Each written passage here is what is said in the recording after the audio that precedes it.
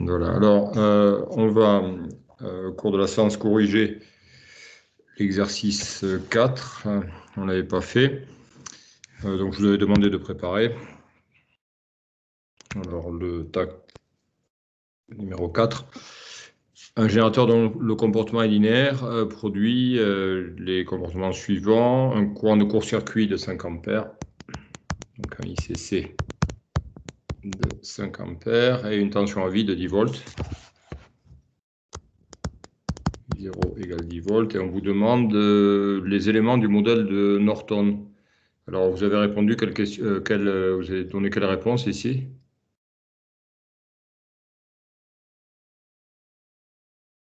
Vous avez coché quelle réponse? La réponse 1.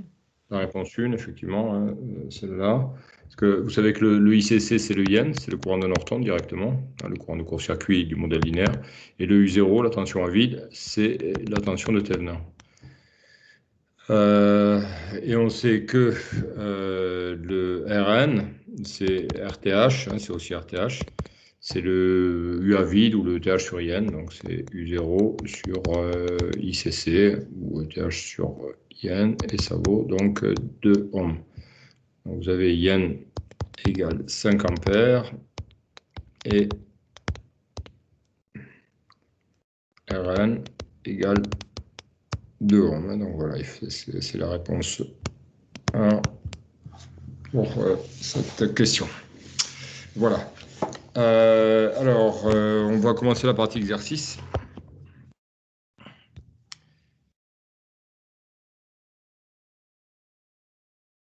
Alors, l'exercice 1 avec les panneaux solaires, c'était un TAC, un BE d'entraînement, qu'on avait fait une fois. Donc ça, je le corrigerai plutôt la partie 1, je la corrigerai dans le TD5, elle est plutôt en rapport avec le TD5. Donc c'est la deuxième partie, c'est le 2, association de générateurs, voilà, qu'on va corriger aujourd'hui.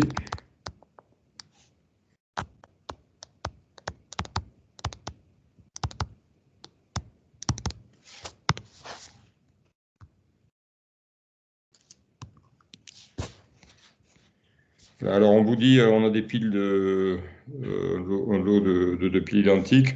On va travailler avec le modèle linéaire de ces piles, donc le modèle de Thevenin.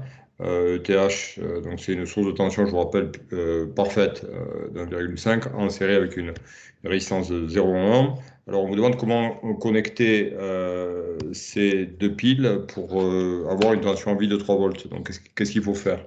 Dites-moi. Si on veut une tension de 3 volts à vide. Personne n'a cherché, je vous ai dit de chercher un petit peu.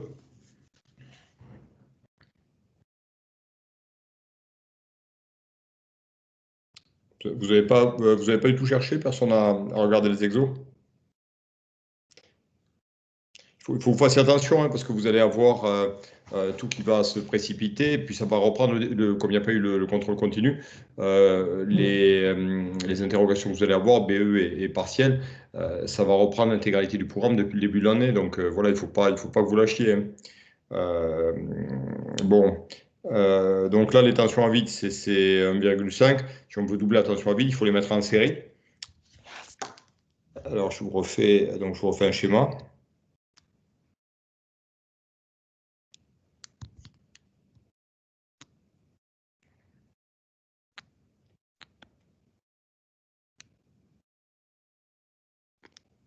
Là, donc on fait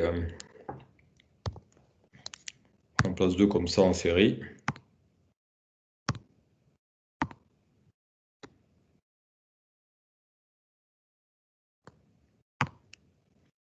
Là, alors les points A et B entre lesquels on fait l'association, vous voyez, c'est les extrémités, hein, c'est les deux pôles des piles, le pôle plus d'une et le pôle moins de la deuxième, si vous voulez. Voilà. Donc là, j'ai le ETH1.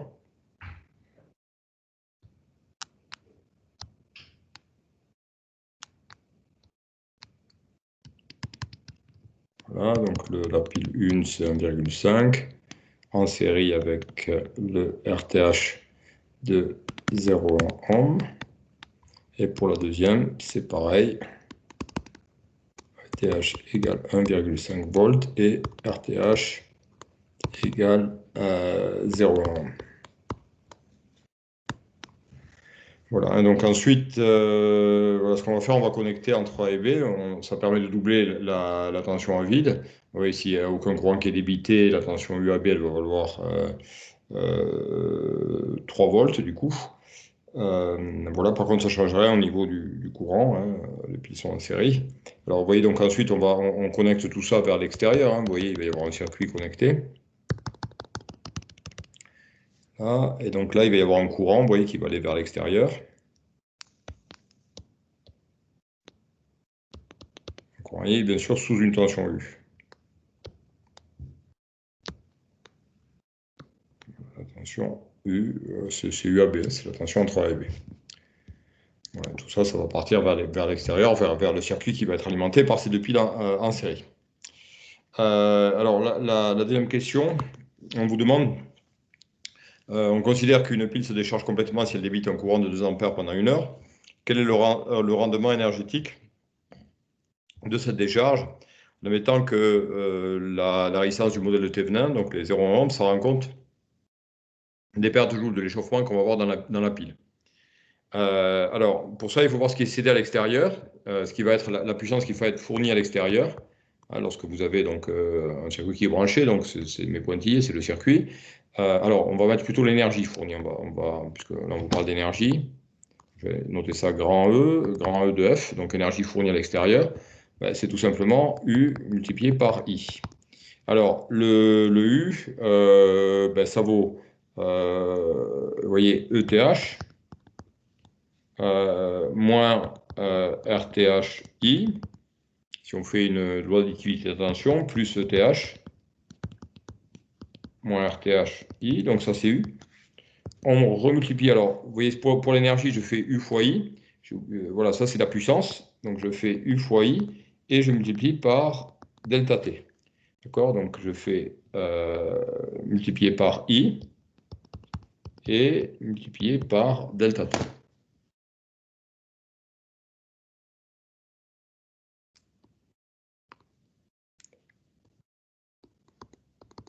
Voilà. Alors vous voyez que l'énergie fournie à l'extérieur, si j'arrange un petit peu, ça me fait donc 2 ETH moins 2 RTHI multiplié par I et multiplié par delta T.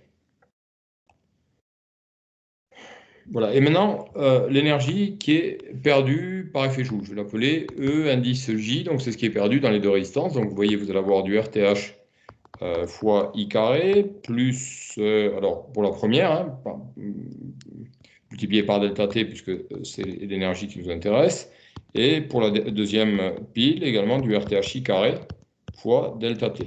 Donc ça vous donne 2 fois RTH I carré multiplié par delta T. Et donc le rendement de la décharge, donc ça va être ce qui est fourni au circuit à l'extérieur, donc le E indice F, divisé par ce qui est fourni plus ce qui est perdu par effet Joule dans les résistances. Vous voyez, ce qui est fourni plus perdu, ce qui est perdu par effet Joule, c'est c'est l'énergie potentielle électrochimique qui est disponible dans la batterie avant qu'on commence à la décharger. Alors, je fais ensuite mon calcul.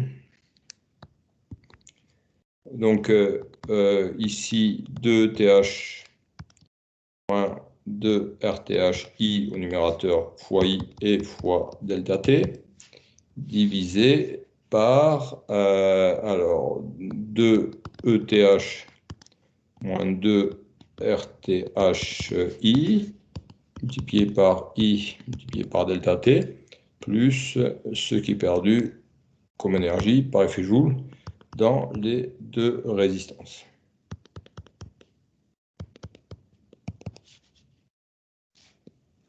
On simplifie un petit peu, donc par delta T, le I, le delta T, le 2, là, ici, et ça vous donne un état, un rendement de cette décharge, égal donc à H moins RTHI, et ensuite au dénominateur, vous avez du ETHI moins RTHI I carré et plus RTH I carré.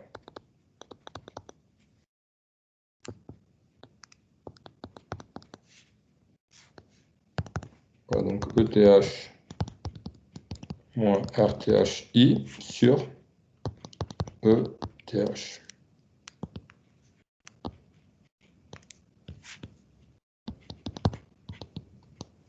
Si on fait l'application numérique, ça vous donne, donc TH c'était 1,5.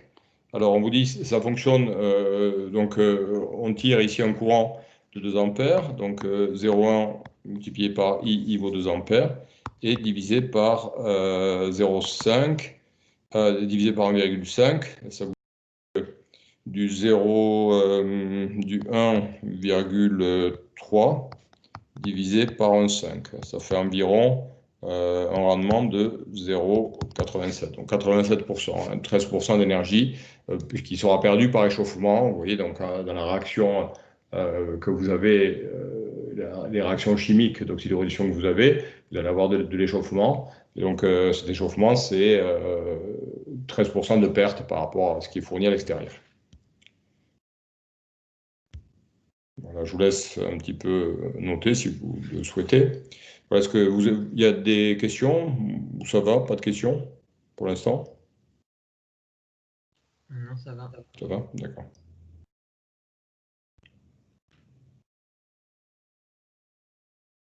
Alors, tant que j'y suis, pour pouvoir, je vais continuer sur le côté, donner le modèle de Thévenin de ce nouveau générateur. Et ça, c'est la question 3, je vais la mettre sur le côté, comme ça. Voilà, ça va. Je vais avancer un peu.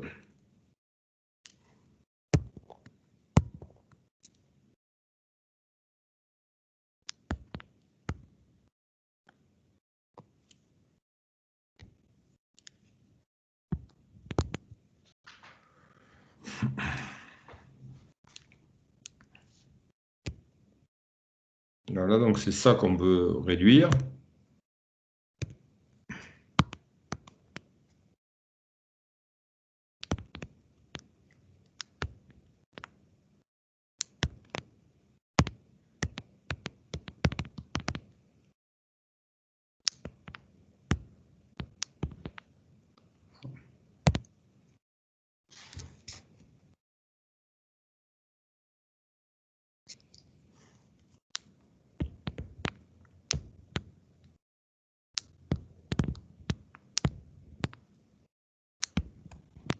Alors.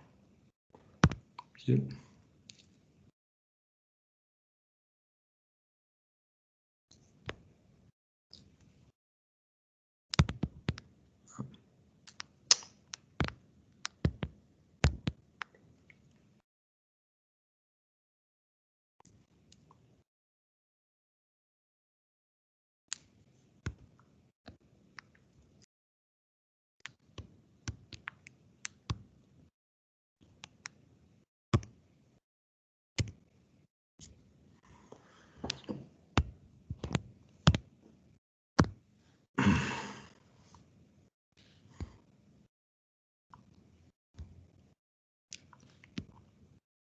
Alors, on souhaite réduire ça à un seul générateur.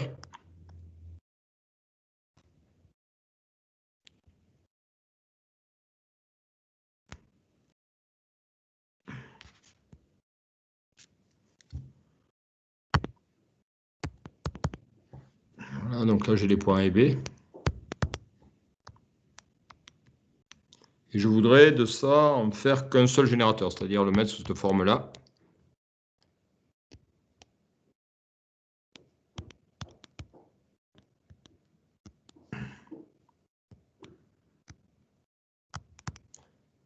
Entre A et B, on veut réduire. Alors, dites-moi ce que va le S et RS, ça vous l'avez vu dans le cours. Vous voyez, je passe de deux générateurs de tension en série à un seul générateur. Alors, que vaut le ES? Que vaut ES, c'est-à-dire le E Thévenin de l'association série? Il vaut 3 volts. 3 volts, hein, vous voyez, c'est ETH plus ETH. On a vu ça hein, en cours mardi. Voilà, donc ça vaut 3 volts. Et du coup, le RS, il vaut 0,2 ohms.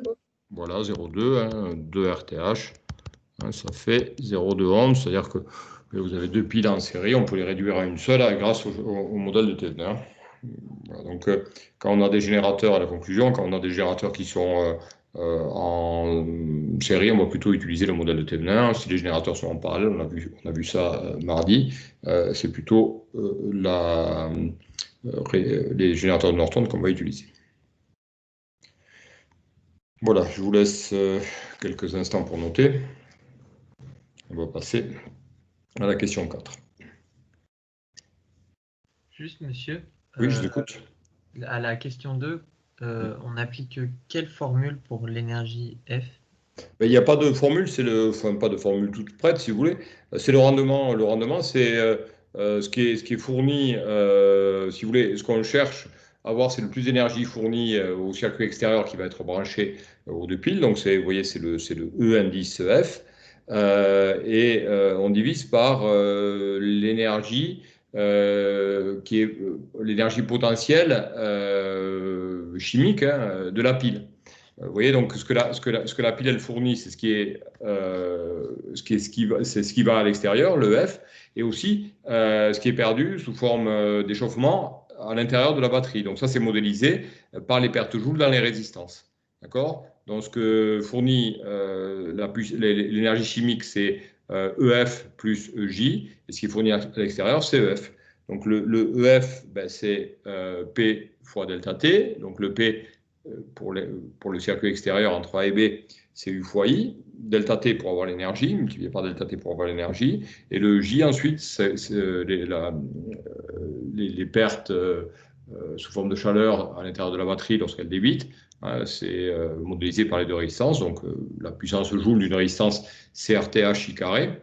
L'énergie joule, du coup, c'est RTH I carré fois delta T. Et comme il y en a deux, c'est 2 fois RTH I carré fois delta T. D'accord? D'accord, merci.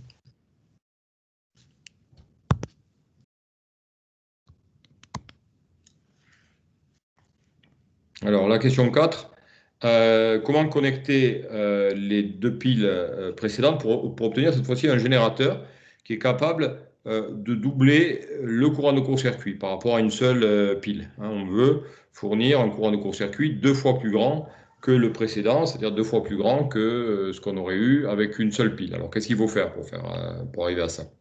Dites-moi. Alors, si on veut doubler le courant de court-circuit, c'est le courant de quel modèle? Le courant de court-circuit. On a parlé où du courant de court-circuit? Dans le modèle Norton? de Norton. C'est le yen du modèle de Norton. Vous voyez? Si je veux doubler le courant de Norton, qu'est-ce qu'il faut que je fasse? On a vu que les courants de Norton, si les générateurs voilà, sont montés d'une certaine façon, les courants de Norton, ils s'ajoutent. Donc il faut les monter comment, les générateurs, ici, pour que les courants de Norton s'ajoutent? En parallèle? En parallèle, hein, on a vu ça dans l'avant-dernier, enfin sur la fin complètement du chapitre 4 mardi, hein. Voilà, ce chapitre que vous avez, je vous ai mis l'enregistrement sur YouTube. Donc si vous n'avez pas bien tout saisi dans ce cours, hein, allez ce week-end ou tout à l'heure, je ne sais pas, voir un petit peu le cours, hein, revoir les points que vous n'avez pas trop compris. Voilà, donc là je mets mes deux générateurs en dérivation. Donc alors.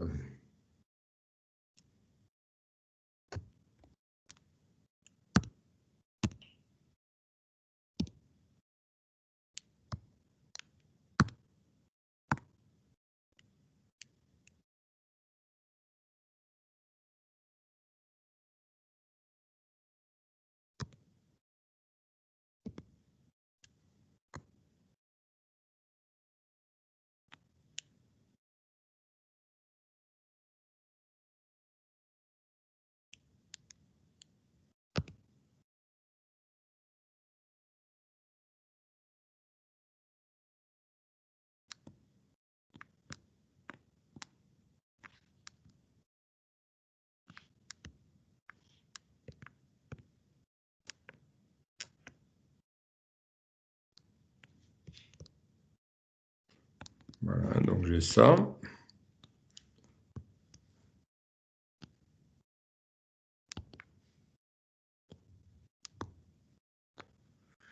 Voilà, on va le regarder entre ces deux points-là. Donc ça, j'appelais ça les points A et B. Donc j'ai ETH égale 1,5. Ah, ici, 1,5 volts également. Et des résistances de 0,1 ohm.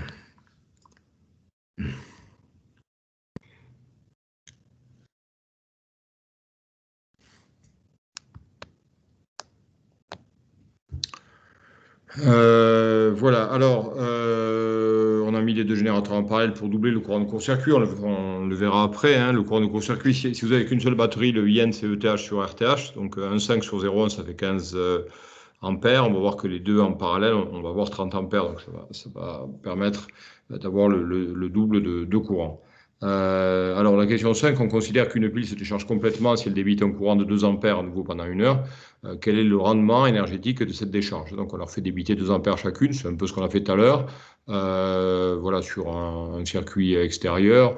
Bon, a priori, on devrait trouver à peu près le même rendement.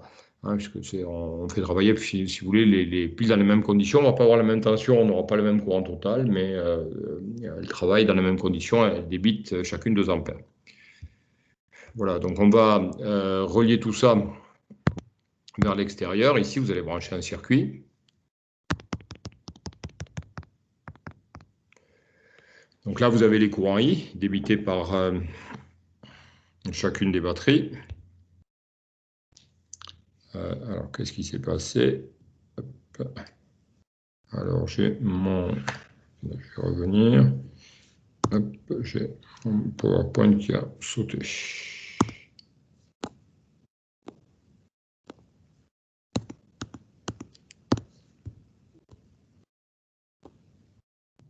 Voilà. Attendez, ça va revenir. Là, j'ai un petit... un souci, mais je ne retrouve plus mon fichier. Voilà, je vais l'avoir.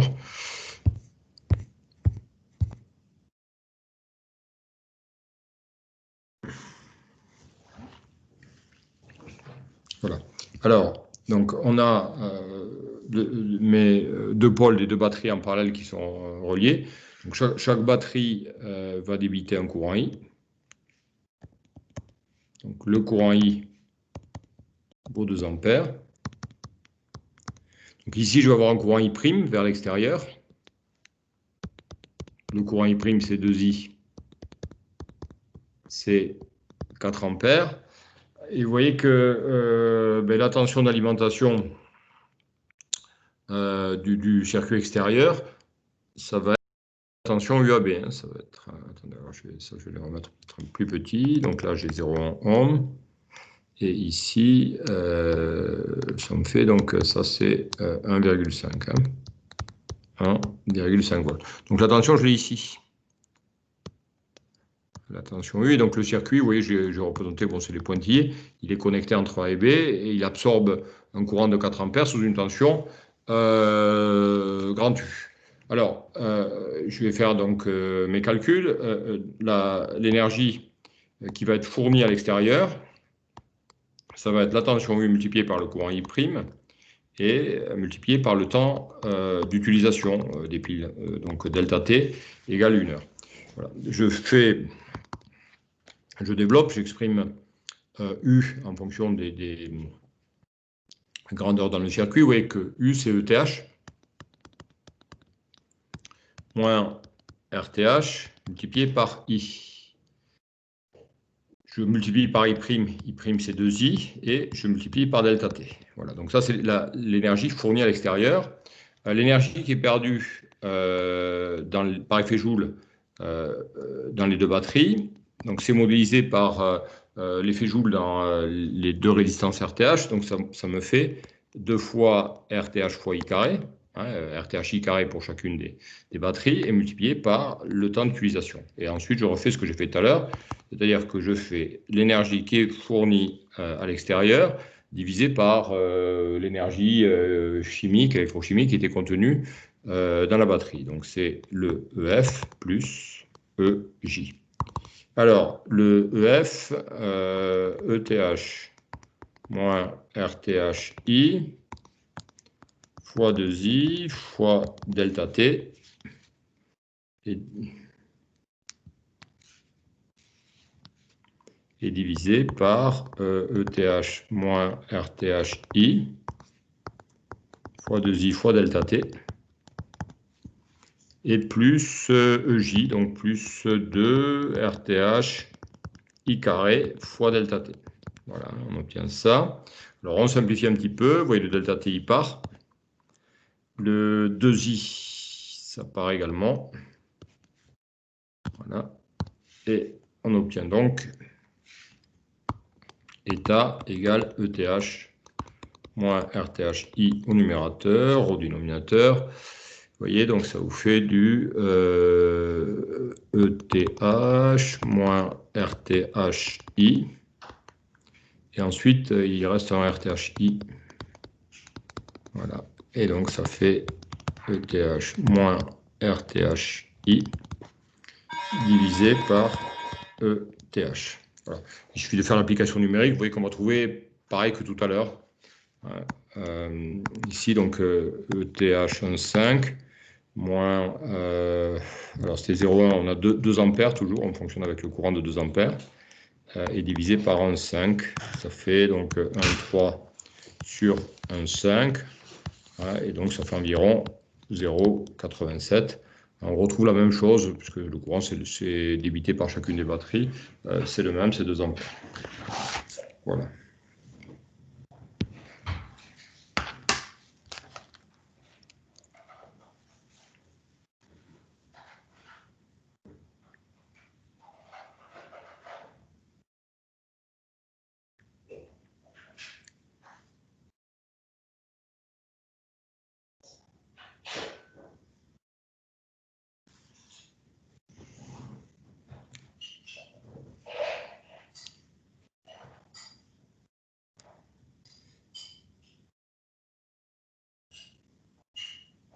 Voilà, est-ce que vous avez des questions?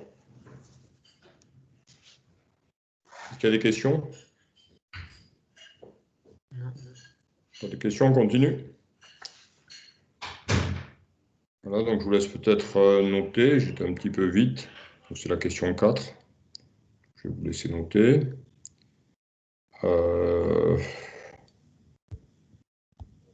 Alors la question 5, on va la lire, et puis après je vais remettre, je vais revenir sur ce qu'on a fait tout à l'heure. La question 6 plutôt, ça c'était la question 5 en fait. La question 6, donner le modèle de Norton équivalent de ce nouveau générateur, donc des 2 piles en dérivation. Donc là je suis plutôt, ça c'était le 4, et la question 5, je l'ai par ici du coup. Voilà.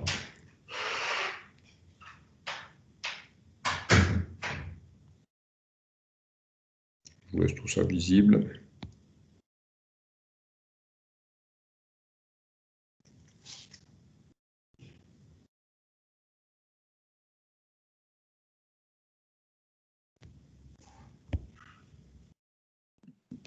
Monsieur, Oui, je vous écoute. du coup, c'est normal que pour les deux, on utilise 7. Oui, parce que vous voyez, c'est le même courant qui est débité. Il y a 2 piles.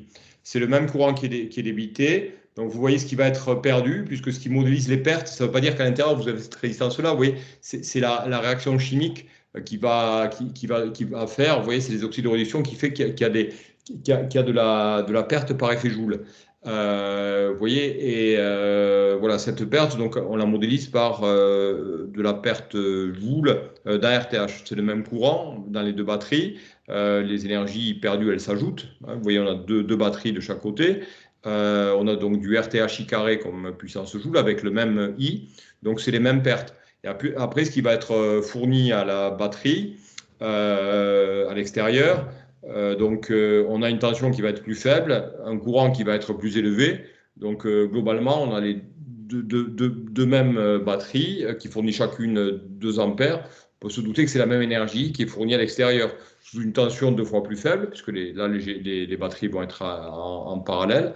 Et par contre, avec un courant qui est 2 fois plus élevé, hein, puisqu'au contraire, là, chacune des batteries débite 2 ampères. Tout à l'heure, vous voyez, le courant dans le circuit, c'était 2 ampères. Par contre, la tension était 2 fois plus grande, et là, on va voir que c'est la tension qui est plus petite, 2 fois plus petite, et par contre, le courant qui est 2 fois plus grand. Donc, au final, ça revient au même. Hein. Enfin, au final, ça revient pas au même, puisque là, on a sur le circuit, on va voir une tension qui est moitié, un courant qui est double, mais par contre, en termes de bilan énergétique, c'est la même chose que précédemment. Hein. C'est normal. Alors. Voilà, alors la question 6. On vous demande le modèle de Norton de l'ensemble.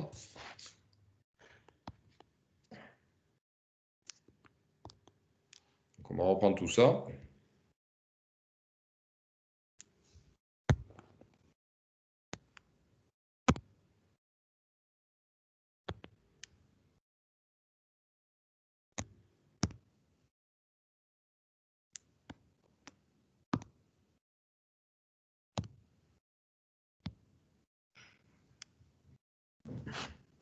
Voilà, et tout ça, on veut le réduire à un seul Norton.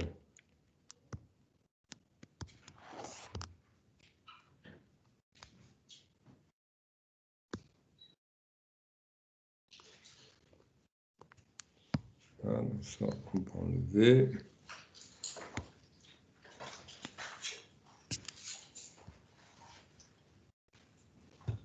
Voilà, donc ça, je vais le remplacer par un unique générateur de Norton.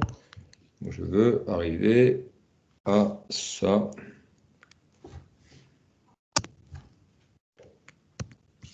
Rendre ça équivalent à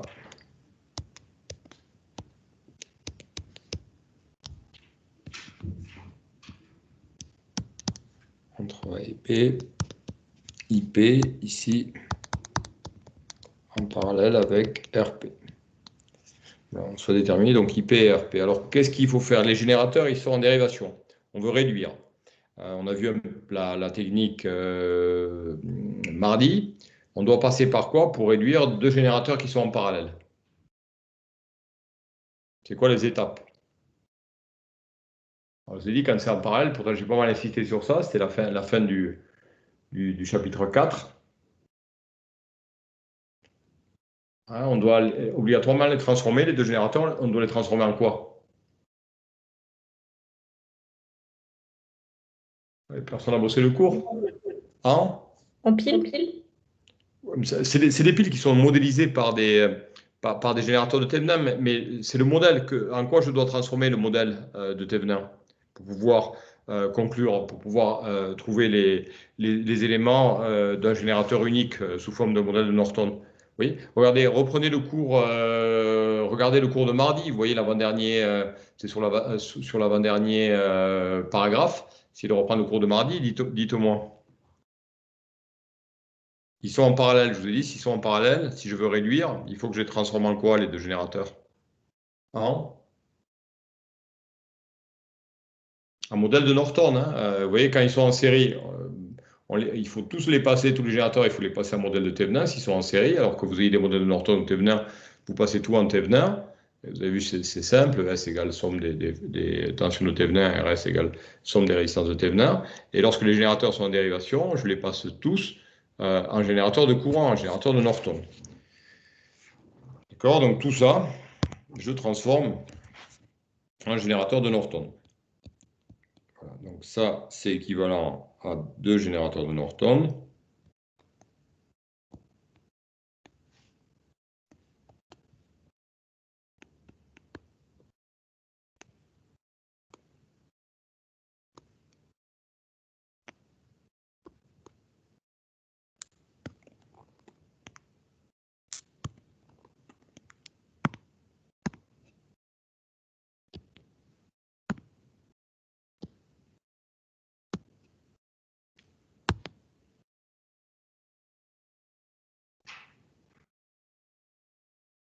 Voilà.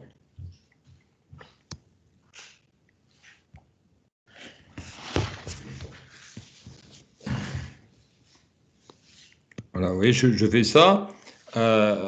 Alors, ici, donc, je vais avoir un IN, un I Norton, là, I Norton également. Ici, les points EB. là, et ici, des R Norton, hein, Rn ici, Rn là-bas aussi. Alors, qu'est-ce qui vaut le I Norton en fonction de TH et RTH? Comment je passe du modèle de Thevenin au modèle de Norton, hein? Vous voyez, donc là, ce que j'ai fait, j'ai remplacé un Thevenin par le Norton, et puis le deuxième Thevenin, je l'ai remplacé aussi par son Norton équivalent. C'est les mêmes. Alors, le yen, il vaut quoi?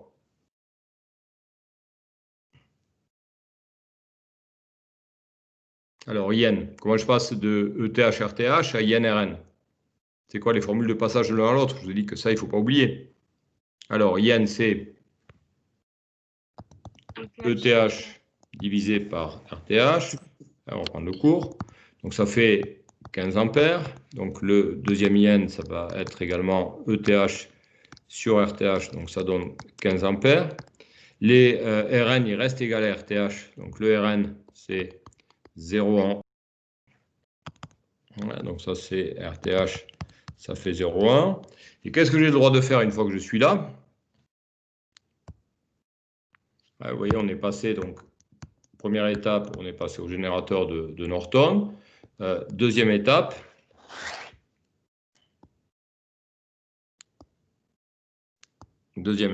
je passe ici, un générateur de Norton unique. J'en ai deux ici. Vous voyez, là, j'en veux qu'un seul. Donc, j'ai le droit de dire que le IP vaut quoi en fonction de yen? 30 ampères. 30 ampères, voilà, c'est yen plus yen. On a le droit d'ajouter les courants de Norton quand ils sont en parallèle. Donc, ça fait 30 ampères, hein, c'est le courant de court-circuit. Et le RP, il vaut quoi? C'est la résistance équivalente de Rn en parallèle avec Rn. On le voit là, c'est évident, hein. Voilà, le Rn est en parallèle avec Rn. Comme Rn vaut 0,1, donc ça fait du Rn, le Rp vaut Rn sur 2, du coup Rn carré divisé par 2Rn. Donc Rn sur 2, ça fait 0,05 ohms. Voilà. D'accord? Vous voyez les étapes. Quand vous avez des générateurs en parallèle, il faut passer d'abord par le Norton, puis revenir à un Norton équivalent. Voilà. Même si vous voulez le générateur de Thevenin. Si à la fin, ce qui vous est demandé, c'est le générateur de Thevenin, vous voyez, une fois que vous êtes là, vous repassez votre générateur de Norton, vous le repassez en générateur de Thevenin.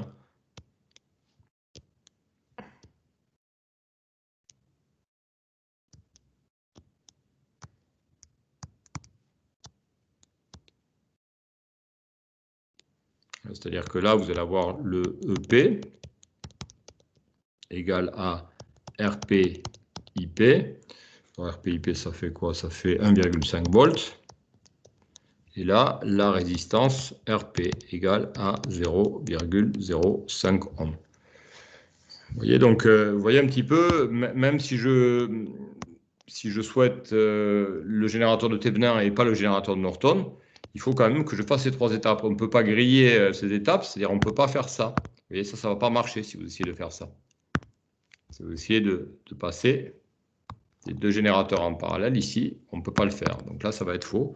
On est obligé de faire les trois étapes. C'est-à-dire que même si on vous demande le Thevenin, vous avez deux Thevenin en parallèle, vous passez par les Norton, vous cherchez le Norton équivalent et vous revenez au Thevenin équivalent, l'association des deux Thevenin en dérivation. Alors pourquoi on fait ça? Bien sûr, hein, pour avoir quelque chose de plus simple, pour pouvoir travailler avec un circuit simplifié. Ça marche même si vous avez plus que deux générateurs en parallèle. Voilà, je vous laisse noter, me poser des questions si vous avez des questions.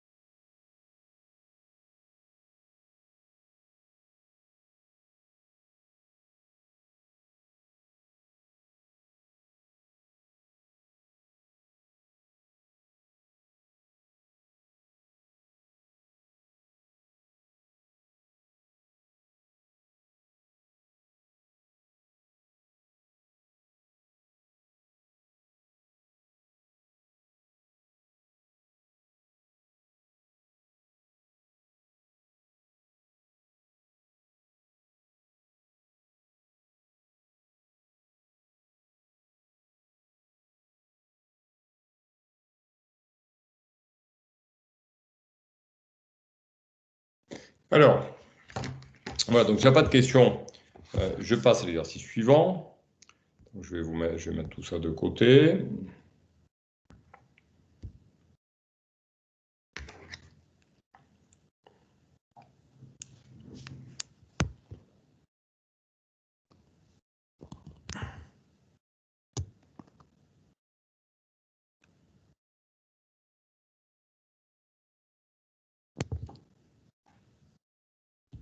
Voilà, et on va passer au deuxième exo. Alors, c'est l'exercice 3.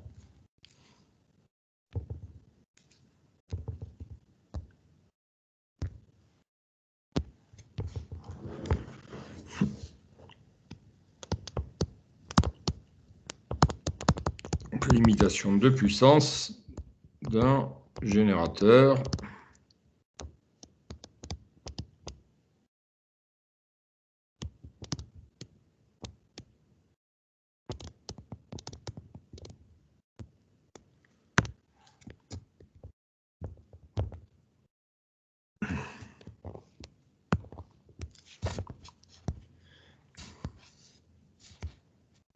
Alors,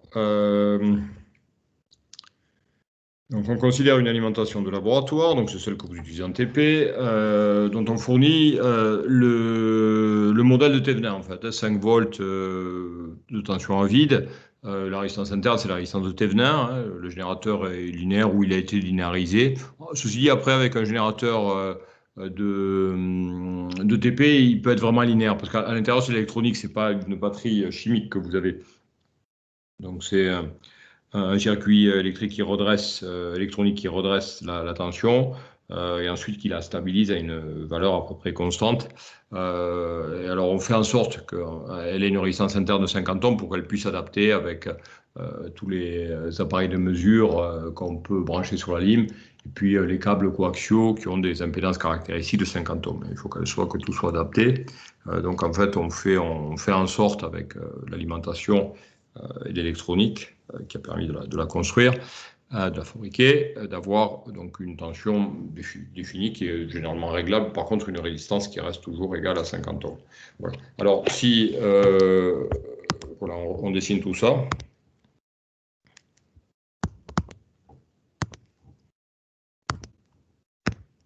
Voilà, donc vous avez une espèce de boîte, c'est l'alimentation.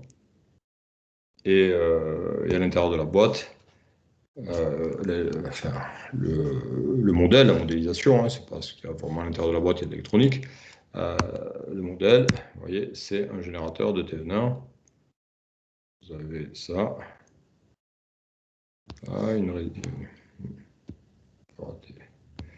Une résistance.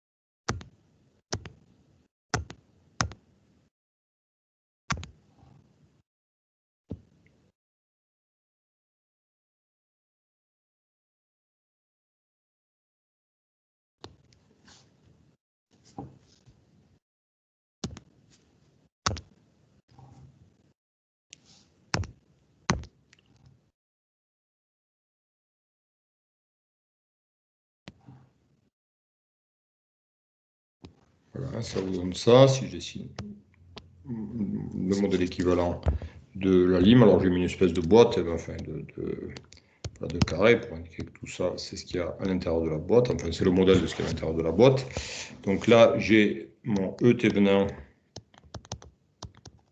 qui vaut 5 volts et j'ai le R Thevenin qui vaut 50 ohms. Voilà.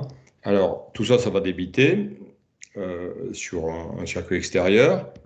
Donc là, je vais avoir un courant I et entre les bornes, j'aurai une tension petit u.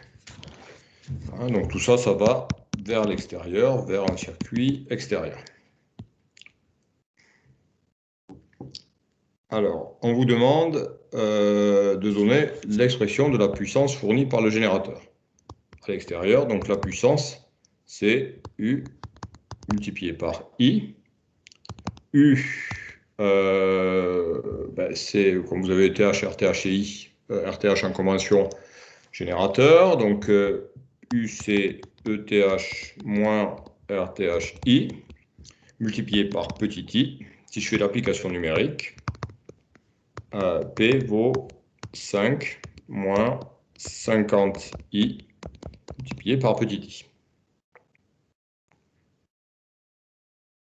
Alors, on vous demande de représenter la fonction P de i.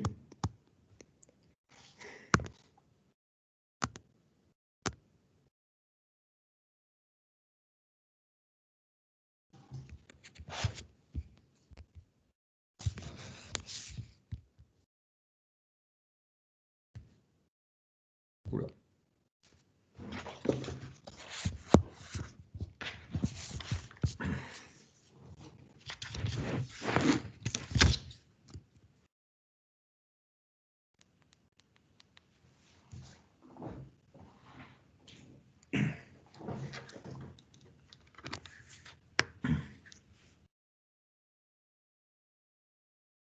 J'ai le...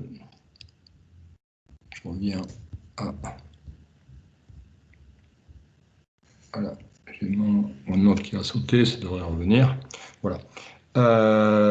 Alors, voilà, donc j'ai ça. Je vais donc calculer, je vous ai dit, U et... Oui, exprimer U en fonction de ETH et RTH. Alors...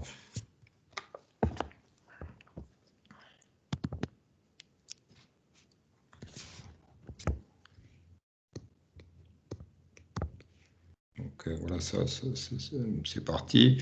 Alors, donc on a dit U, on avait dit U égale ETH moins RTHI.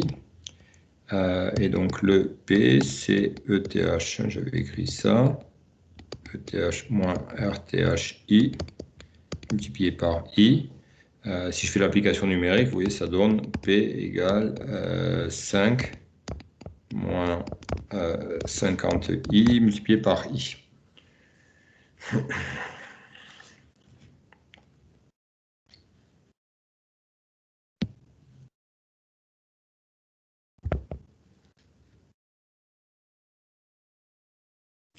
Voilà. Alors, on va représenter tout ça.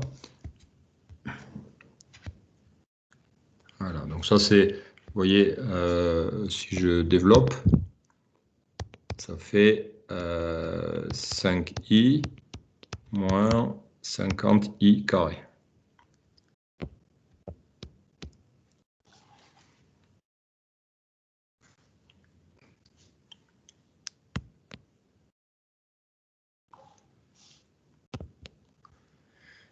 On trace. Alors.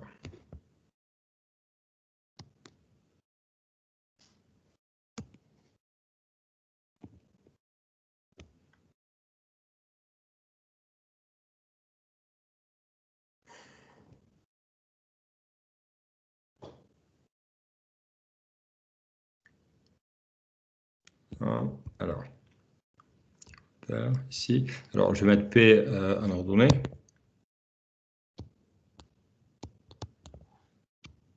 Fonction de I. Vous voyez, donc là, j'ai une parabole. Voilà, donc une parabole qui va passer par un maximum. Ensuite, vous voyez, voilà, on va voir à peu près ça. Donc, ça va partir de 0. Bien sûr, c'est symétrique, c'est pas très bien tracé. 0. Et alors, nous, ce qu'on va essayer de chercher, c'est le Imax. Donc, ici, je vais avoir la puissance maximale.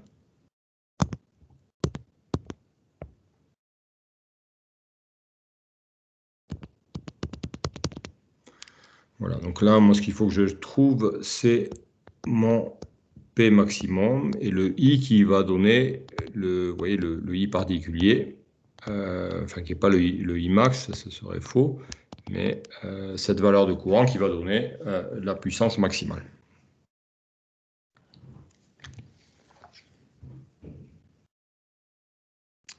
Voilà, alors vous savez que vous avez une parabole concave.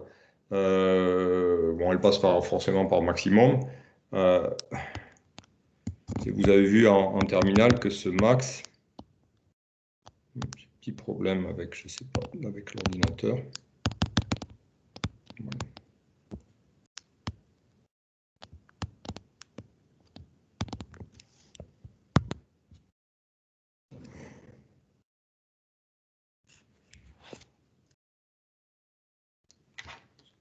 Alors, vous pouvez essayer de le faire. Ce qu'il faut trouver ici, c'est le Pmax. Donc, soit vous dérivez P par rapport à I, voilà, ou soit vous faites, vous avez le Imax qui vaut moins B sur 2, enfin le I qui correspond au maximum de puissance qui vaut moins B sur 2A.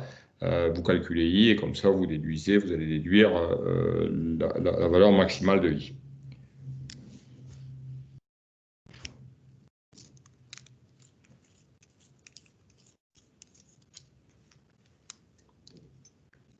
Voilà, alors.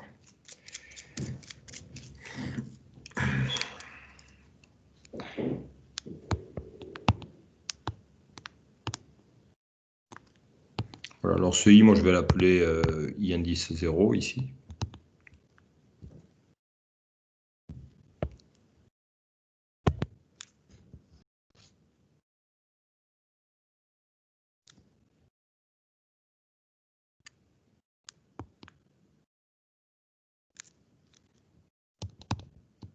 Voilà, j'ai essayé de le calculer. Alors, je vais dériver, soit vous dérivez P par rapport à I, ou soit vous vous souvenez que le I0, c'est moins B sur 2A.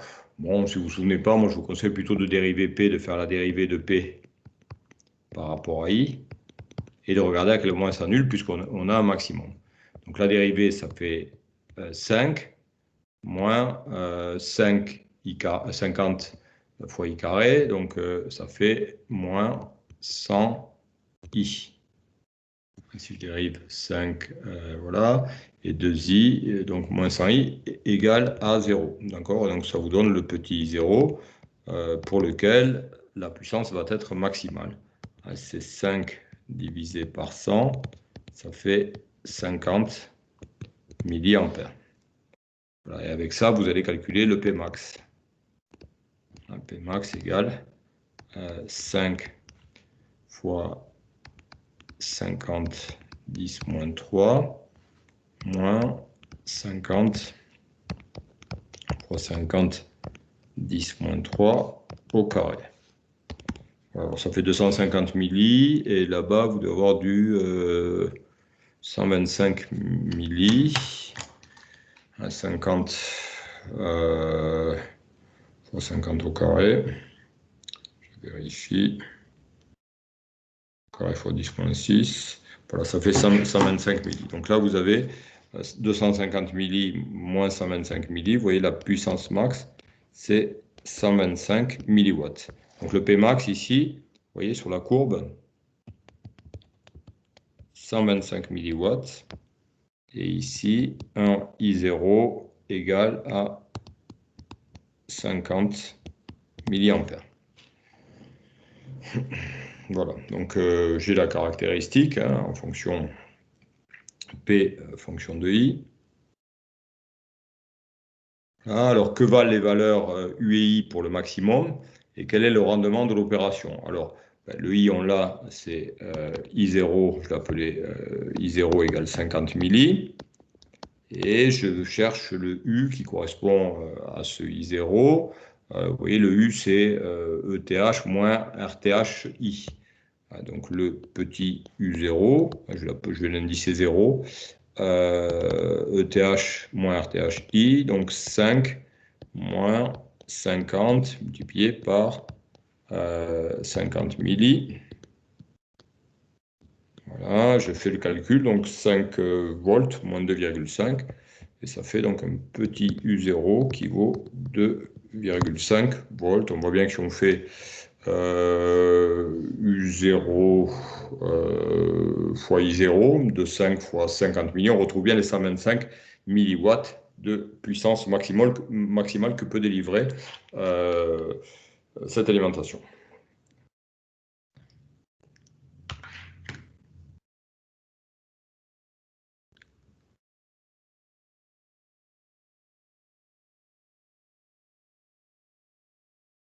On vous demandait quelle valeur brancher. Donc ça, c'était la question 3. Ouais, alors la question 3, si vous voulez, c'était le maximum. Donc c'est celle-ci, la question 3. Et ensuite, vous avez la question 4. Alors moi, j'ai un petit peu anticipé les questions.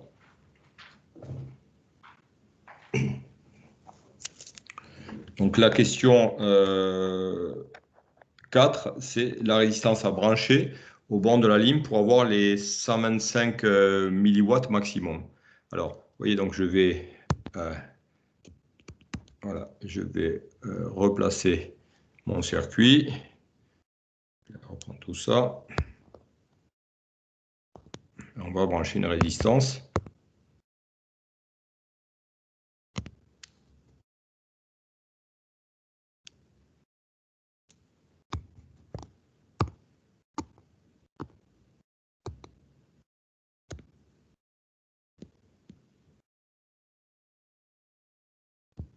Voilà, donc là, je viens brancher une résistance. Le circuit extérieur, si vous voulez, ça va être, dans ce cas-là, ça va être une résistance.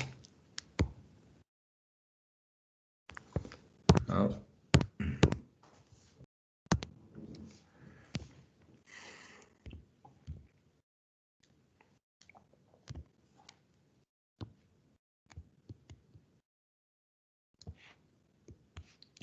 Alors, je l'appelle RC, hein, comme résistance de charge, et je cherche sa valeur pour que le courant vaille 50 milli. Alors, ce qu'on peut faire ici, vous voyez, on peut faire une loi d'émail, écrire, alors cette tension-là, je peux l'appeler U.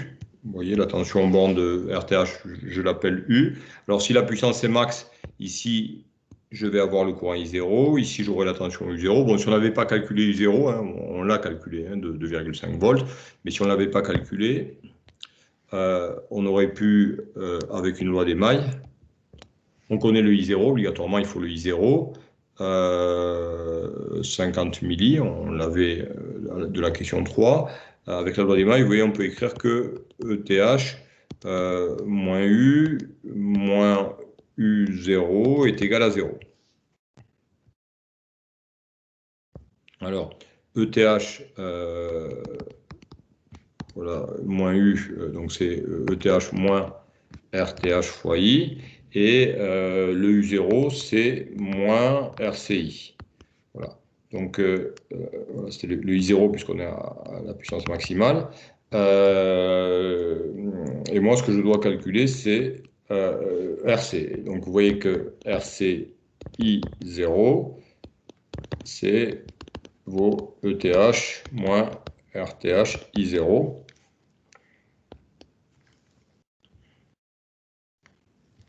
Donc, RC vaut ETH moins RTH I0 divisé par I0. Alors, ETH, c'est 5 volts. RTH I0, 50 fois 50 milli. Et divisé par 50 milli. Alors, si on fait le calcul, ça fait 5 moins 250, non, 2500 milli. Donc 5 moins 2,5, ça fait de 5. De 5 fois 1000, 2500. Donc 250 divisé par 5, ça fait 50 ohms. Hein. RC vaut 50 ohms. Vous voyez, en fait, si on a RC qui est égal à RTH, la puissance délivrée absorbée par la résistance, c'est Pmax. Hein. On a Pmax. Voilà. Donc, si la résistance de charge est égale à la résistance de Thévenin, la résistance interne, qui est en fait pour le générateur, pour l'alimentation, on parle plutôt de résistance de sortie, on aura le max de puissance dissipée dans la résistance de charge. Voilà. Est-ce que vous m'entendez tous là? Parce que j'ai peur, je vous sens très calme, enfin, vous ne posez pas beaucoup de questions. Comme il y a eu des petits problèmes de connexion à un moment donné, là, j'ai eu un petit truc à sauter. Je me demande, est-ce que je ne vous ai pas tous perdus? Ça va? Voilà. Vous comprenez ce que je fais? Vous n'avez pas de questions parce que vous n'êtes pas trop bavard aujourd'hui? Non? Ça va? Ouais. Voilà. Donc, vous voyez, la conclusion ici, c'est que quand vous avez une alimentation avec une résistance sortie qui est bien définie, vous allez avoir le maximum, vous allez récupérer le maximum de puissance à condition que la charge ait la même résistance que ce qu'on appelle en fait, c'est la résistance de sortie de l'alimentation.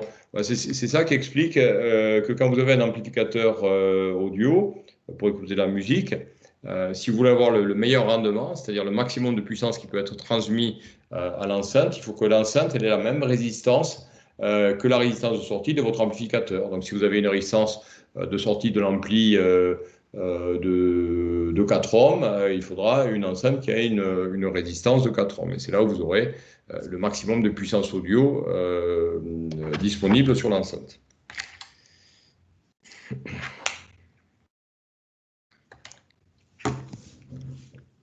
Voilà, alors, donc là j'ai trouvé RC égale 50 ohms.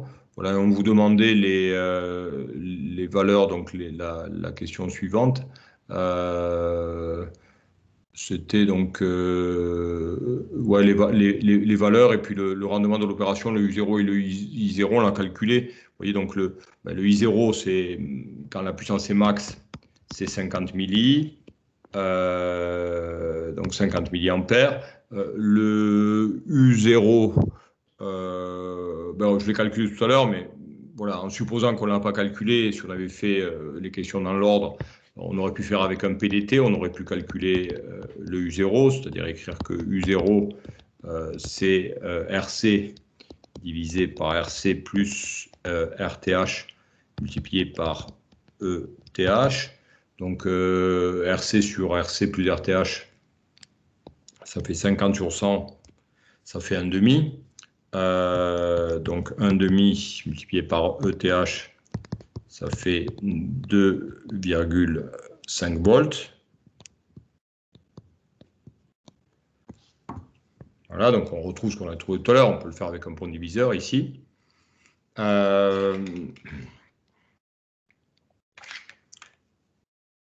Et ensuite, on vous demandait le rendement de l'opération. Alors, vous voyez que ce qui est cédé à la résistance, bon, c'est RCI carré, ou c'est U0 fois I0, si vous voulez, hein, le P RC, hein, donc le P dans la charge, hein, je vais mettre P indice C dans la charge.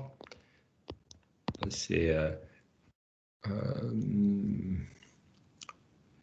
U0 fois I0, où ça fait RC aussi I0 carré. Donc si je calcule,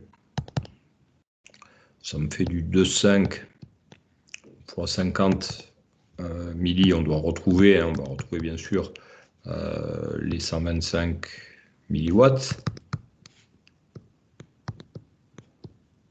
C'est le Pmax, hein, donc le PC, vous voyez, c'est Pmax qui est normal. Voilà, et ensuite, le P total, vous voyez, qui va être fourni par, voilà, qui est consommé par l'alimentation. Vous voyez, en fait, la lime, il faut voir qu'elle tire son énergie du réseau électrique. Donc, la puissance, si on fait un bilan de puissance globale, j'ai un P total. Excusez-moi ça.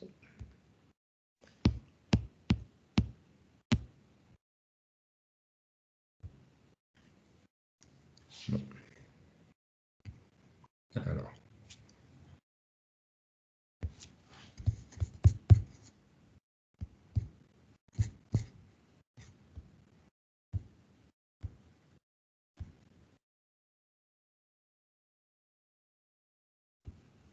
Voilà, donc je reviens à l'exo. Voilà.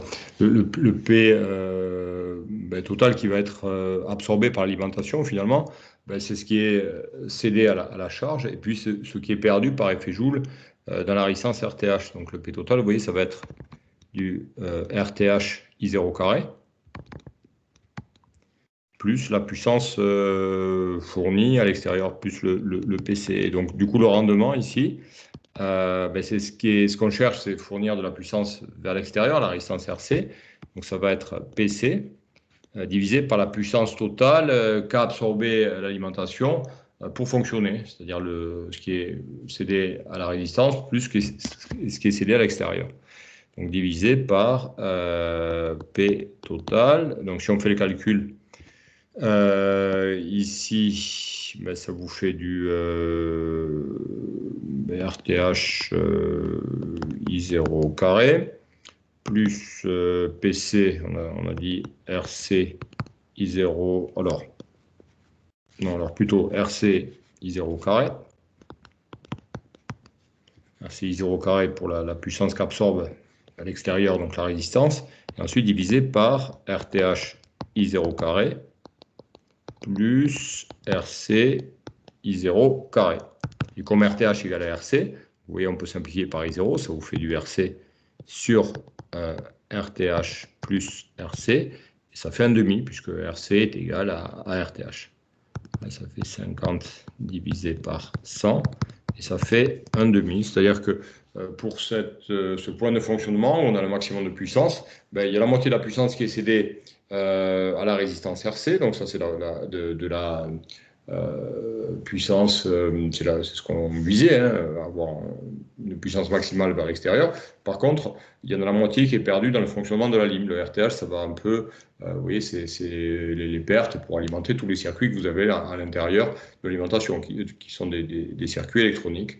Donc un rendement de 1,5, c'est pas terrible, ça veut dire que ça absorbe sur la prise électrique une certaine puissance, et il n'y a que la moitié qui est délivrée à la résistance de charge. Le reste est perdu